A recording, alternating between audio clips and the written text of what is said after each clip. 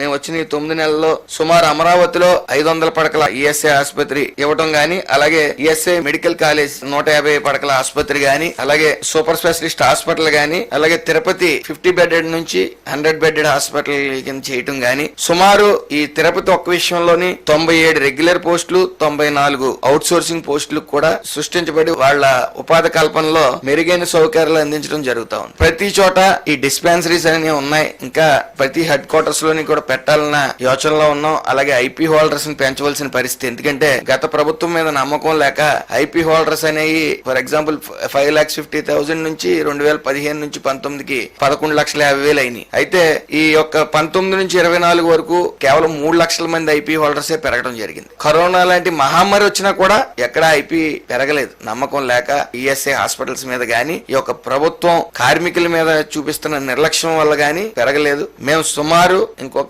6 months లో ఈ ఐపీని 25 to 30 lakhs చేద్దామని చెప్పి ప్రతి చోట మేము పనిచేస్తాం. ఈ ఈఎస్ఐ హాస్పిటల్ విషయానికి గత ప్రభుత్వం యథా రాజా తదా ప్రజ అన్నట్టు గత పాలకుడు పూర్తిగా ఈఎస్ఐ హాస్పిటల్ గాని కార్మిక శాఖను గాని నిర్లక్ష్యం చేసిన వైనం. ఈఎస్ఐ హాస్పిటల్స్ లో ఎక్కడా ఎక్విప్మెంట్ లేదు. మేము వచ్చేసరికి ఇండెంట్ మాత్రం కొన్ని కోట్ల ఇండెంట్లు పెడతా ఉన్నారు. ఈ యొక్క మెడికల్ క్యాంపులు కూడా ఎక్కడ పడితే అక్కడ విపరీతంగా పెట్టి కొన్ని మెడిసిన్స్ ఇవ్వాల్సి వచ్చిన అన్ని రకాల మెడిసిన్స్ పెట్టి వ్యాపారం చేశారు. ఇంకా వాసన పోలేదు. కొంతమంది అధికారులు నిర్లక్ష్యం అనేది వహిస్తా ఉన్నారు. అది ఉపేక్షించే పరిస్థితి ఉండదు. అలాగే గత ప్రభుత్వం ఈఎస్ఐ హాస్పిటల్స్ కి నిమిత్తం ఒక ఇటుకు గాని ఒక గుప్పుడు ఇసుకు గాని వేసిన వైనం లేదు. కాకినాడ హాస్పిటల్ ని సెంట్రల్ గవర్నమెంట్ కి అప్పచెప్పిన పరిస్థితి.